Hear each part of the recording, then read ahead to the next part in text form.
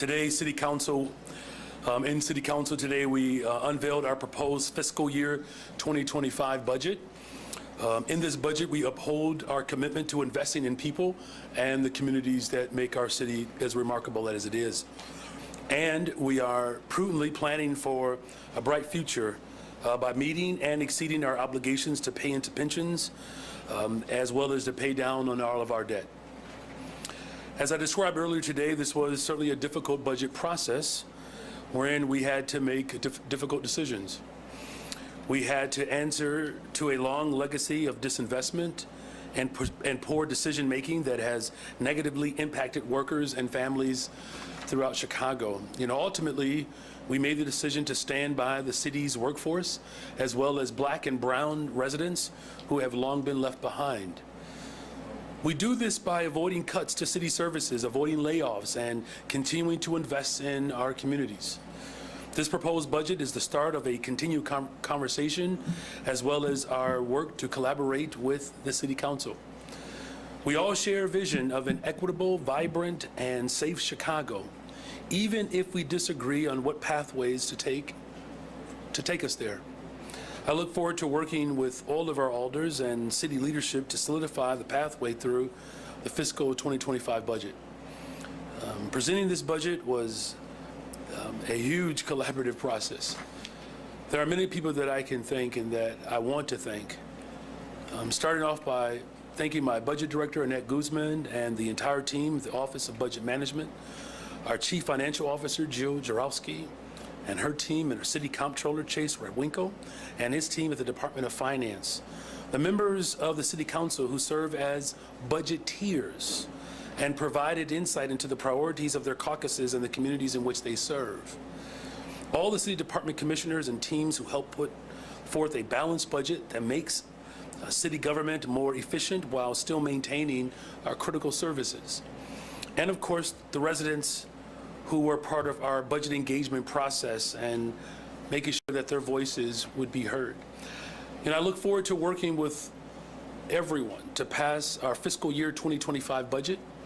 Also in City Council today, we did adopt a resolution honoring the military order of the Purple Heart in Chicago's community of esteemed veterans. We also acknowledged October as Breast Cancer Awareness Month and HIV/AIDS Awareness Month.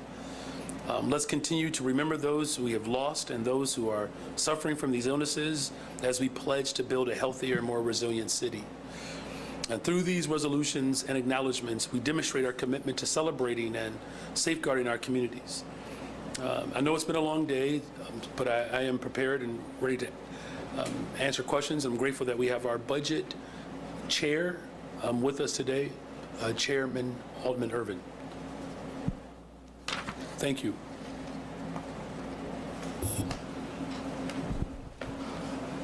Mr. Mayor, on the budget, the city's budget increased since COVID from hiring to appropriations. Why was there no thought to any kind of personnel cuts? And was there any fat that you think could have been cut to reduce the property tax increase? Well, we have saved the city's budget just $200 million this year in terms of savings. In this budget, we do something very similar. As far as, the question around cuts to services as well as to personnel, this budget is to my value system. And my value system is that we cannot afford to not only harm the services that the people of Chicago rely upon, but to cut to labor where our neighbors are being laid off and furloughed. That's just, no one in Chicago wants that. A quick off-topic question on... Let's do on topic first. On topic first? Yeah, it helps us move a little bit faster. So we'll make sure we come back to you. Hey, Mr. Mayor, what would you say to those who voted for you and now you are going to be raising those property taxes when I know initially you said that you would not during your campaign? Well, look, as I've always said, I hold true to my values, and negotiating the details of my values is something I've always been open to, but first and foremost, I want people to be very clear that what this budget does, what I've done since I've been in office, it invests in young people. It invests in mental health and behavioral health. It invests in community safety. It invests in building more affordable homes. These investments are clear. We're not going backwards to a time in which neighborhoods that have been disinvested in and ignored over decades. We're not going back to that time. And look, as painful as this process has been, I know that the people of Chicago don't want us to lose the vital services that we rely upon. And with the options that were in front of me, and this is, the reality of the options that are in front of me. We can cut and lay off our neighbors. We can find revenue streams, but we have to make sure that we're paying our obligations as well. And this is the beginning of an open process that I'm looking forward to engaging with all of our city council members and the community at large. Good afternoon, Mayor. Good afternoon. How will Black Chicagoans see the most impact with what's proposed in this budget? Well, as I mentioned before, youth and workforce is where we focused our energy. Again, we're committed to hiring up to 30,000 young people. Last year, we hired almost 28,000 young people. 10 of the top neighborhoods where young people were hired from were right from Black Chicago. We are still committed to investing in building more affordable homes and now sustainable homes that allow for a revolving loan process that creates a system that will put more affordable rental units online. It's the biggest investment for this type of social housing in the history of the country right now. Our commitment to one single shelter system is critical to providing temporary housing for families who are struggling and are unhoused. Our investments in community safety are still heavy, right? Investing in communities that have been neglected. When we talk about making sure that there are helicopters and more detectives to solve crime, we're already seeing the dividends, the return on that for Black Chicago. 54% clearance rate is the highest it's been since about 2015. So between youth and workforce development, between building more affordable housing, particularly on the west and south sides of Chicago, investing in behavioral and mental health, investing in this crisis around the unhoused around the globe, those are just some examples of where Black Chicago in particular will continue to benefit from our investments. Thank you for that question.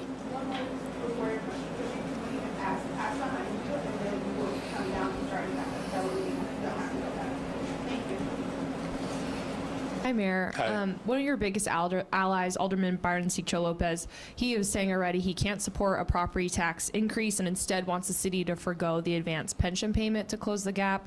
What's your response to his concerns, and what's your game plan to get alderpersons on board on this property tax increase? Well, again, this is about investing in people. That's what this budget does, right? And there are already great signs of progress that we are experiencing with the number of Chicagoans who are enrolling in our community colleges. We know that Black young men in particular are overwhelmingly the top subgroup of enrollees and registrants. And so with the billions of dollars of investments that are taking place in Chicago, we want to make sure that the workforce reflects the neighborhoods. Look, this is going to be an ongoing conversation. I presented a proposal of how we can invest in people and take care of the legacy debt, quite frankly, that has been a tremendous burden and a strain on our city's finances. There's no secret to the poor decisions that were made by previous administrations. What we have put forth is a proposal and a pathway moving forward where we can make critical investments while also responding to the debt services, as well as making sure that people's retirement is secure. Everyday Chicagoans wake up every day and they contribute to their pensions. They don't take furloughs or holidays, right? The city of Chicago has a responsibility to match that commitment. Hi, Mayor. So Alderman Cicho Lopez has specifically called for canceling the advanced pension payment, right, to avoid a property tax. You've defended making that payment, right? Saying it's fiscally irresponsible. How going forward will you defend that pension payment from others who kind of see it as a way to avoid a property tax or maybe spend on a new program that they want to do? How does it not become a bargaining chip? Well, isn't that what we've done though historically in this city? You know these one-offs that just have not provided the structural transformation that's required to make sure that our city finances are repaired and orderly. You know, the advance payments speak to the long-term savings. Jill, I believe it's $3 billion, right, of savings over time. That's going to free up more resources so that we can make those critical investments on the west and south side, southeast, southwest side. You know, look, here's the remarkable challenge that we have. We have to fix the problem that we inherited while also holding true to our convictions of investing in people. And that's what this budget does. And of course, we welcome the conversation as we move forward over the course of the next several weeks for the City Council to pass the budget. Hi, Mayor. I spoke to several elders who proposed other things like holding back on the supplemental pension, perhaps more efficiencies across the board than 3%. Another noted that, and I haven't checked this out, that the mayoral office has twice as many staff and twice the budget it did under Rahm Emanuel. He said that might be a place to look for cuts. Where are you willing to budge to get this passed? Well, look, I can tell you where I'm not going to budge. We're going to make sure we invest on the west and south sides of the city. We're not going to budge on that. We're going to make sure that we invest in young people. We're going to invest in building more affordable homes. We're not going to budge on that. We're not going to budge on our community safety vision. We're going to make sure that our communities are vibrant and that people feel comfortable and better about the conditions of their community. You know, we've made 3% cuts across the board.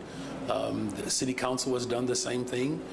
You know, there's one thing to find efficiencies. It's another thing when you actually take services away.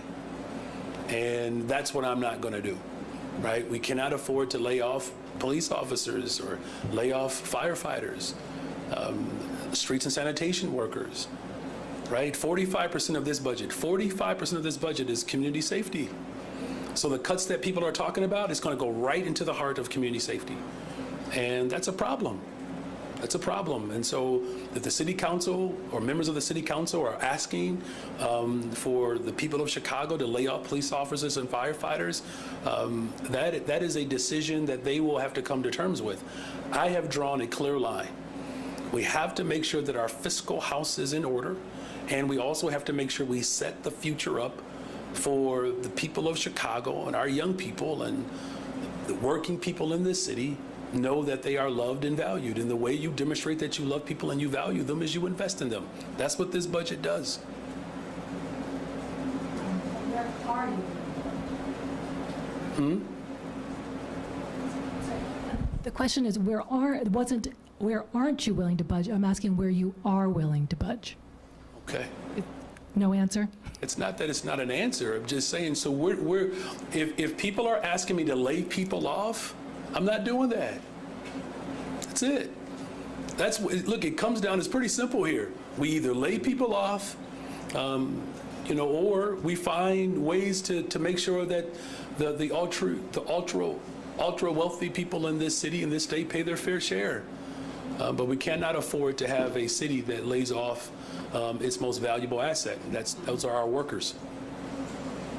Mayor, thanks for taking the question. Of course. My question is about the property tax. This $300 million increase this year, is that going to be a one-off, or are you going to be using the CPI related increases in future years as you think about the budget deficits for 26, 27, and onward? Mm-hmm. There's real structural damage that we do have, and over time, our financial outlook is stronger when we're making advanced pension payments because it saves us money in the long run. You know, as far as what we do in perpetuity, again, that's what this discussion and this proposal is going to invoke. Those conversations will continue to take place over the course of the next several weeks. So this increase this year is not necessarily We're used. doing one budget at a time, okay? No, Listen, you stay tuned. I know, but my question was, this particular increase is not an indication that you are now accepting the CPI, the increase, property tax increase connected to I the understand CPI. what your question is. I'm saying that this is the proposal that I put forward, and we will have a robust conversation about a pathway moving forward for fiscal year 2025. Hey, Mayor. Hey. Speaking of CPI, I noticed in the budget documents you are not taking a raise in 2025. Why choose not to take a raise next year? I know you took one this year.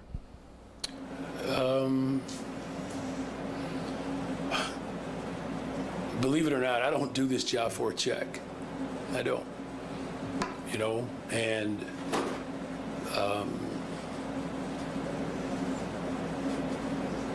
I just think it's important right now that, we focus our attention on how we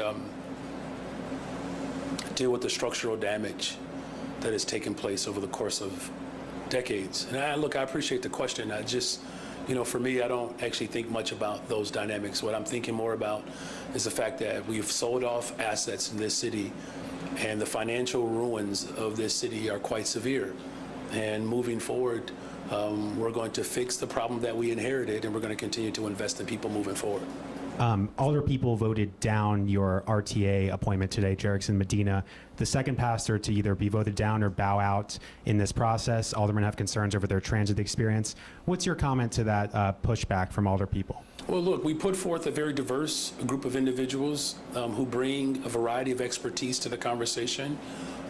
This particular pastor is someone who got his start repairing Ventura machines and used public transportation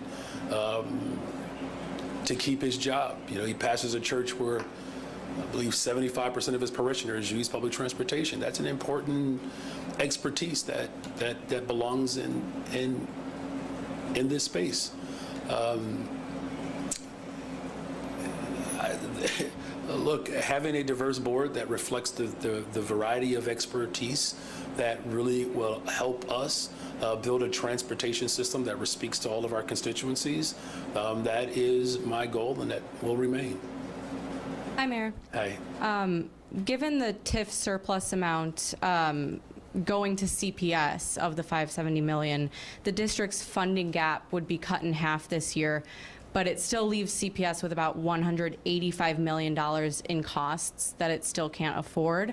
I'm just wondering what solutions are you thinking of for that, and is borrowing still on the table? Well, what we said was that, as have always said, that the TIF surplus should go to the taxing bodies, and it's not just CPS, but it's all of the taxing bodies, county government, which, they deliver important healthcare services, our parks and libraries, our community colleges. Look, the Board of Education, they have a responsibility to ensure that we're not cutting the classroom. My values are pretty much still the same, right? That we cannot, afford a school district that continues to disinvest in neighborhoods. The Board of Education will continue to explore options that they have to ensure that we don't cut the classroom. Under your proposal, the Department of Environment would see an increase in its budget, I think around 30% according to my math, in part due to grant funding. Can you talk about what that would pay for and why you feel that's important amid cuts elsewhere and the budget gap? Well, look, we have to make sure that we don't turn our planet over to the next generation damaged. There are a lot of entanglements that still exist within, these departments that we have to, disentangle. We're going to work with the consulting group to help us, streamline a process that works for the people of Chicago. But as we continue to have these briefings and hearings, we'll get a chance to dig in a little bit deeper around some of the specific dynamics that will, ensure that environmental justice is actually realized look, west, south side, southeast side, southwest side has been severely damaged as it relates to the injustice that has been the prevailing form of policy in this city for too long. We have changed course. As I've said from the very beginning, we're going to continue to invest in people, and having a department that is centered around environmental justice is critical to our investments. The opportunities to grow our economy, green and a blue economy, it's wide open for us. And that translates into jobs, healthier communities, sustainable communities, and that's important. Good afternoon, Mayor. Thank you for taking my question. Of course. Is Local 2's upcoming contract costs going to be baked into this budget plan? And if not, will you and the council have to come back mid-year to pay for it? There's already consideration for what those costs would be. In this plan? In Okay. this plan, yes. Okay, and you lamented the lack of progressive revenue streams today. Out of all the ideas, you've weighed, including some you shouted out today, what do you think is most viable to pursue next? And how soon will you move on it or call on others? No, that's a great question. Look, there are a number of allies and we've already begun those discussions. There are some ideas that our team are still looking at. And, it's one of the biggest challenges, of course, that we do have as city government, that the state, has far more control and jurisdiction over taxing policy. And as much as home rule is a dynamic that people believe that it allows the city of Chicago to do as it pleases, there are dynamics that really require, that essentially require state approval. We've had great conversations with the state of Illinois. We will continue to collaborate with them. This one shelter system is a reflection of our collaborative approach.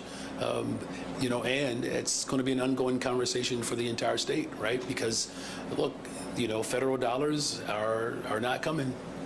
And it's going to be incumbent upon not just local municipalities, but the state as a whole to find strength in our ability to raise revenue to meet the service demands that the people of Chicago and the state of Illinois have. Hey, Mayor. Hey. SEIU 73 President Diane Palmer told us the city is, quote, balancing its budget on the backs of working families with property tax increases. How do you respond to that? Well, again, what I've said from the very beginning is that we're going to invest in people, and that's what this budget does. And laying people off and furloughs and cuts is not the way to balance this budget. You've used the analogy of previous administrations kicking the can down the roads a number of times in the last couple of days. How does the plan you put together for the next year prevent the city from facing a similar predicament next year, 5 years from now, 10 years from now? What's shifted? This budget, this proposal, we're telling people, like, there's a pathway forward, and I am moving forward. The investments are real. We're making them. I'm going to continue to invest in people. We're going to continue to invest in youth and workforce development. We're going to continue to invest in building more affordable homes and creating affordable rental units. We're going to continue to invest in public and mental health. We're going to continue to invest in our overall safety. That's important to me. That's important to the people of Chicago. They voted for me to invest in them. They also know that we have to deal with the financial malfeasance that has gotten us into this mess, and there is a way in which we can, it's like an episode of Property Brothers, right? There's a house that you ultimately want, but there's a house you can actually afford, and part of that effort to afford the home is it's going to require some renovations. That's what we're doing. We're renovating the city of Chicago. We're clearing up the toxic waste. We're investing in neighborhoods that have been historically disinvested in, and we are responding to the debt services that we inherited. Not only did previous administrations show poor judgment in how the finances were handled, they begin to sell off imagine having property and selling all of the equity or releasing all the equity in the home, and then you begin to sell the things inside the home. That's what this city did, and that's not the pathway forward. The pathway forward is investing in people and dealing with the structural damage that we do have to repair. Hey, Mayor. Came just in time. First question of my two questions. there's some confusion, and I know we just got the budget addressed today about the police jobs that are going to no longer be filled. Around 400 of those jobs are part of your plan. So can you, for those who might be concerned about public safety, kind of elaborate on what that looks like going forward? Are those jobs sworn officers? Are they desk jobs? What does that look like? My budget director can speak to that, please. Good afternoon. So CPD is reducing their vacant positions by over 400. The majority of those are non-sworn civilian positions, around 400. And so in discussing a path forward with CPD, they were very focused on ensuring that they had the positions in their budget to continue to recruit classes to ensure that they have enough officers who can go on the street. And then secondly, we've talked to a few alder people today. They've all voiced a little bit of concern that they think this is going to be kind of an uphill battle towards the end of the year trying to get this budget passed. What are your thoughts going into these negotiations? How will you bridge the budget gap, but also bridge the gap between those that are severely against this property tax increase? Well, look, here's what we're all in favor of. We're all in favor of making sure that the people of Chicago are invested in. I believe that there's alignment around, not laying off police officers and firefighters and street and sanitation workers and people who provide services to the people of Chicago. These are our neighbors, right? People know that we have a responsibility to secure people's retirement. You work 30 years, 31 years. You saw there was a gentleman who retired. He's retiring tomorrow. His pension has to be there for him, right? And so, the fact that we weren't paying the full amount, between 2004 and 2014, it's put us in a position where last year 2.7 billion, next year 2.9 billion, because we have to do right by the people who work in our city. The pathway moving forward is going to be the collaborative approach that I continue to bring to the conversation. Look, I presented the budget, right? I've done my part. The city council has to take on its responsibility to make sure that we actually have a budget that invests in people, that also focuses on strengthening our economic prowess long term. Mayor, thanks for taking the question. Similar to Sabrina's first question about the 400 positions that may be eliminated from CPD, is there going to be any public safety impact there? And what would you say to aldermen who say CPD's budget shouldn't be touched? Well, look, our investments in community safety are wide and far. People believe that the only way you can keep a community safe is just policing alone.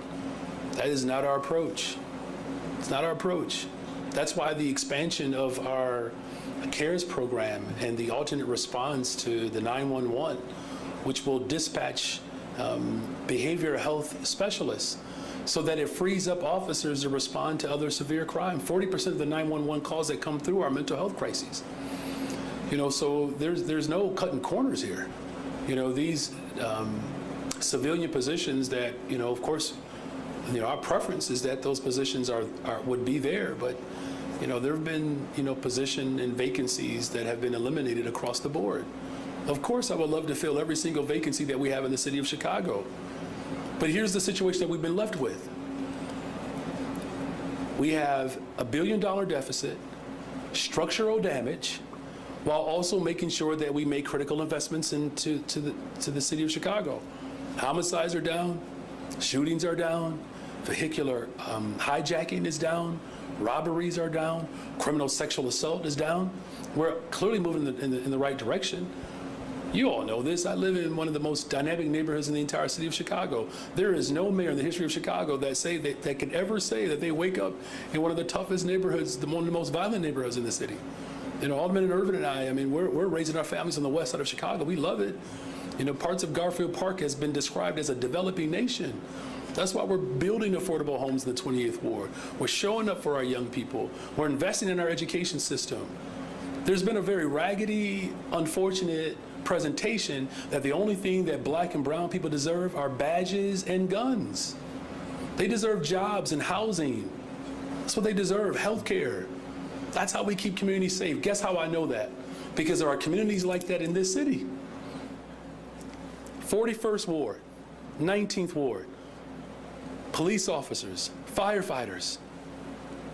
Ain't no shot spotter there. Here's a common denominator.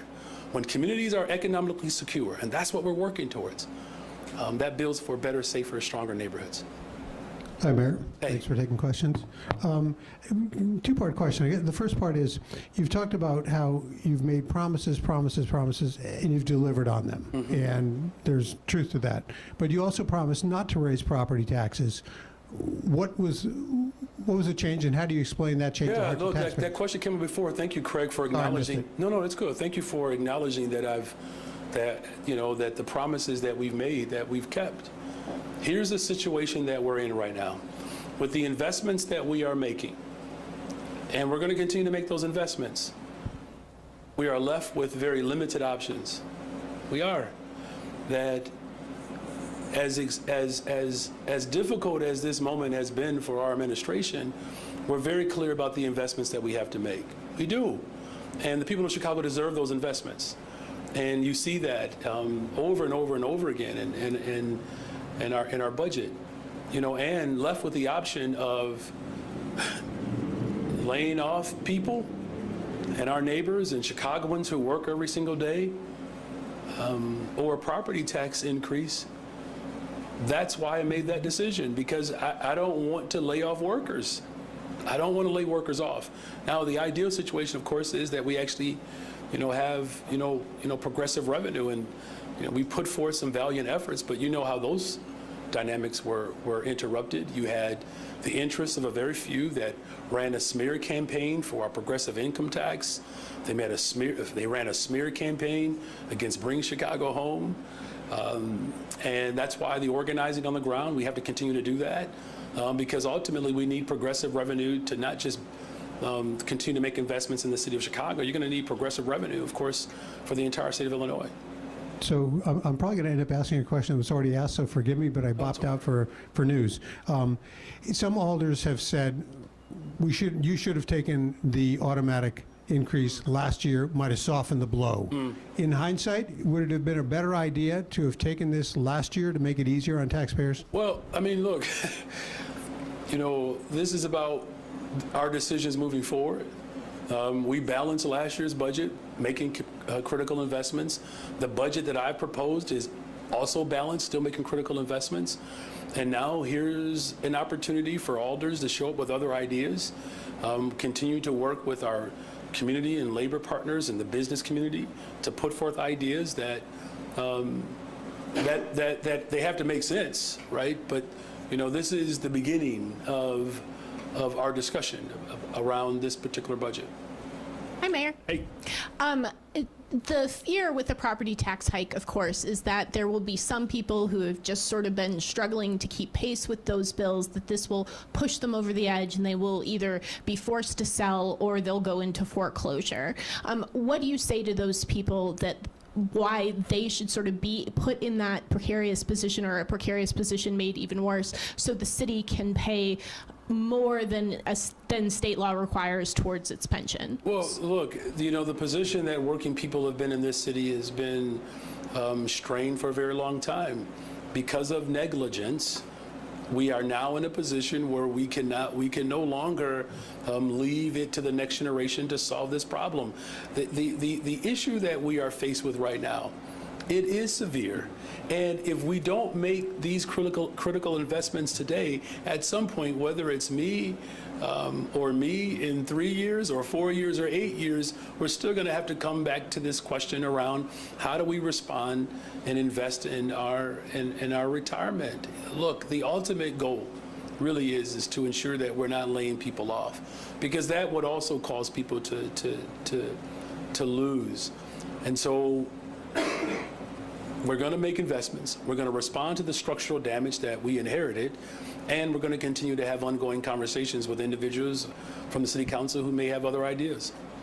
deep in the police department budget indicates that the Office of Constitutional Policing, which is charged with implementing the consent decree, will also suffer some level of cuts next year. Are you confident that those cuts will not be so deep that that will prevent the city from complying with the consent decree and fall even further behind? That's a very excellent question. I am confident. Look, the cuts that all of our departments have been asked to make, many departments who went beyond the 3% to just demonstrate and show their commitment to passing a balanced budget, we do have to continue to show up for the people of Chicago around constitutional policing so that we can continue to build the trust that we are building over the last couple of years. Mayor Johnson, Chicagoans are very alarmed that at a time when Chicago is clearly fighting for its financial survival, that you're out of state campaigning for Kamala Harris. You are defending Little Dirk. This is your priority. You and your wife Stacy have a 200-plus CPD police security detail when real Chicagoans are obviously afraid and victims of violent crime. And of course, they feel that you are taxing them into financial slavery to pay for migrants. The exact amount of this tax increase that you're proposing is, I think, to the penny, what you've already given to one of the migrant vendors. The migrant vendor named Favorite Healthcare Staffing, not to mention all the other migrant vendors. Wouldn't it make more sense for your tax increase to simply be called a migrant tax on Chicagoans? Well, if you could just do me a favor, the next time you refer to my wife, refer to her as the First Lady. I prefer that you not remain so familiar with her that way. Right. Okay. The First Lady, and you have a security detail of 200 Thank plus. you. I've heard your question. Just Right. saying thank you for respecting my wife that way. Right. As far as the detail is concerned, there are 4 mayors. The detail operation reflects all of the mayors, past and present. The particular portion of my detail is not the size in which you've described. I believe it's less than 30 or so. That there are shifts that are ran, and like every other mayor, that detail is appropriated according to, again, what every other mayor has had. As far as what this budget is about investing in people. And what's clear in this budget is that we are investing in youth and workforce. And at a time in which, unfortunately, there has been a great deal of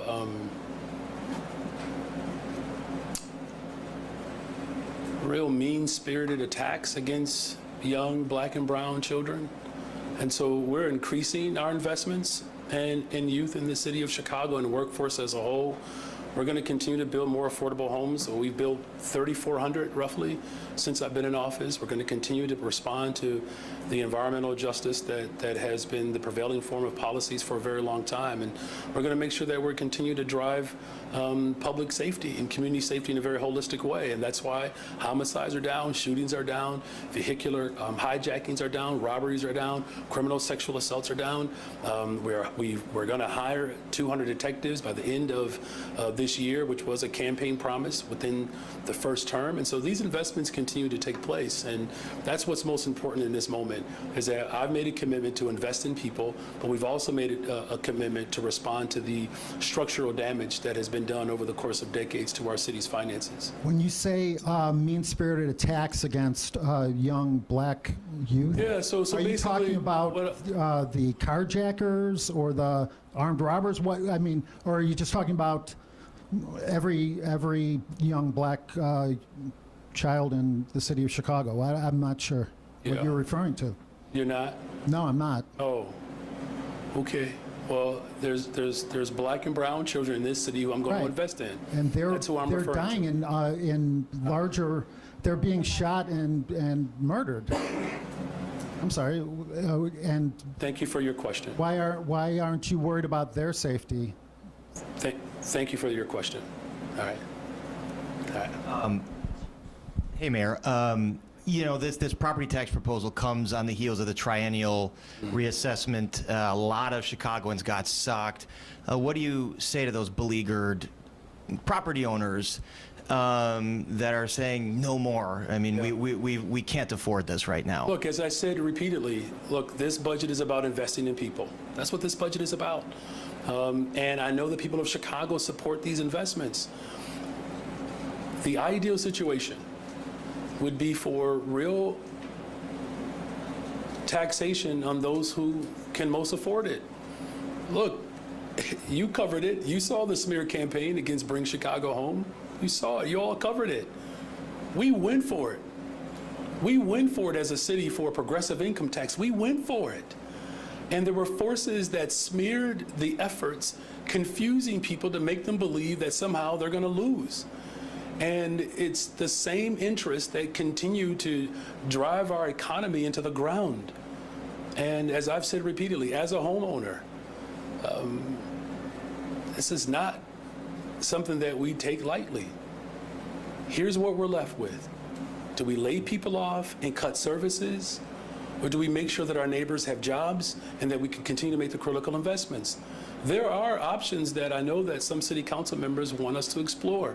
Those options for other forms of revenue, we look forward to those conversations. Good afternoon, Mr. Mayor. Good afternoon. I only have an off-topic question, and since we're almost at the end, may I ask? Yes. Alderwoman Deb Silverstein and some others on the city council, and now the consul general of Israel in the Midwest, are concerned about your appointment of Reverend Mitchell Johnson to the school board, and they're saying that he has made a number of anti-Semitic and anti-Israel statements, pro-Hamas statements on social media, and that's inappropriate for someone in his position. How do you respond to that? Well, you know, look, as I've said repeatedly, we have to continue to fight back and beat back against the anti-Semitic view that is dangerous and has caused a tremendous amount of anxiety and fear and harm to people. I know Reverend Mitchell Johnson has worked hard as a faith leader in his interfaith work. I know he has since come forth and has apologized for his comments and how harmful that they have been to the people of the Jewish community. I know he's going to continue to work and sit down with Jewish leaders in the city of Chicago and beyond to begin to work towards restoration and healing. These are not sentiments that I subscribe to, and I do appreciate Reverend Johnson being willing to be held accountable for statements that he has made that has caused harm. How much, if any, has your confidence in him and support for him been affected by these concerns? Well, look, again, it's a good question. Look, Reverend Johnson has, been a strong faith leader throughout the state of Illinois, and has expressed, sorrow and is seeking atonement for the words that he has shared and he has expressed. Anybody that's willing to be accountable to harm that they've caused and really begins to work towards restoration and repairing damage, that signals how serious he's taking this moment. And what I'm confident in is the ability of our collective communities to come together and not just be reflective, but to work towards healing. And I appreciate Reverend Johnson and his apology and the work that he's going to do to atone for his harm. Good afternoon, Mayor. Yes, it is. Last month, the Council Budget Committee had discussions with, I think, one of the deputy budget managers about your administration looking at potentially re-obligating some ARPA dollars that may not be used, even if they had been obligated. Is that something that ever took place? And was there ever a reason why? I'm going to have our budget director respond to that question. Sure. Sure. So as part of the process that we went through towards the beginning of this year, we did do reallocations of the funding. I think we shifted about $80 million across programs. Every single year we do analysis on spend of each of those programs like we would do for any grant that we receive to ensure all of those dollars are going to the best possible use. And so as part of this year's budget, we did the same analysis, and we did shift some additional dollars as part of this budget. Understood. Just so I make sure that my questioning lost, was any of that shifted to closing the budget gap? We shifted about $15 million, not to the budget gap, we shifted about $15 million to support the work of the One System initiative. The city used about $1.3 billion of our ARPA allocation to close budget gaps, and was very clear that that was for 3 years in a row, and used about 570. That meant about 570 was left to actually go out into our communities to help them recover, which is the purpose of the ARPA dollars. And so we're really committed to ensuring that these funds that were given to us in this historic investment from the federal government is actually reaching the people who need it the most to recover from the pandemic.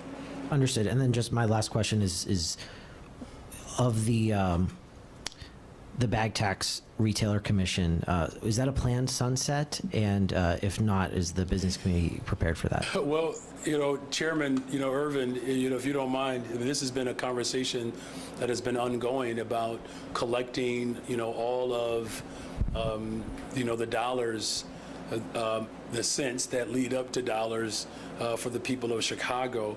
The initial design of this measure was to provide not just technical support, but to also ultimately change behavior. And so we're at a point now where, those technical dynamics are no longer needed and the behavior has been rectified. So I don't know if you want to add anything else to that, Chairman. Yes, as it relates to the fee, as the mayor stated, that initial 2 cents was more of an implementation. Now, many retailers have the necessary infrastructure in place in order for them to make the collection. But again, it was about changing behavior, because I know when I go to the store, I try not to pay that extra 7 cents. So again, it's about changing behavior and putting the infrastructure in place. Now, we've been 5 or 6 years on that train. Now it's time for those full funds to come to the city. Mayor, hello, thank you. You're welcome. You mentioned Mitchell Johnson's apology. We did not see it. If there was one, was it printed? Yeah, so he talked to a couple of reporters. Aaron, who did he speak with? He spoke with Sarah and Nader. Sarah Karp and Nader.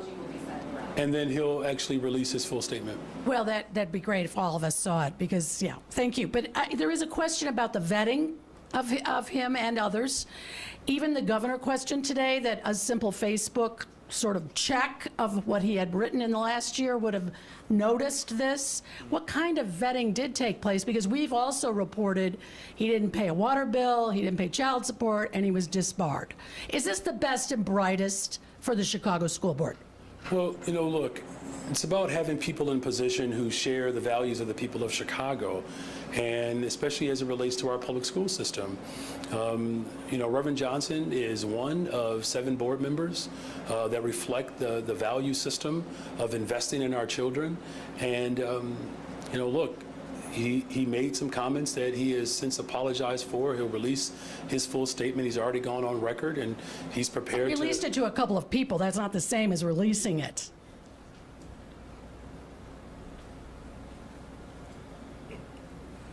So he has spoken to a couple of reporters where he's expressed an apology, and he will make sure that there is a full statement that goes beyond the 2 individuals that he spoke with.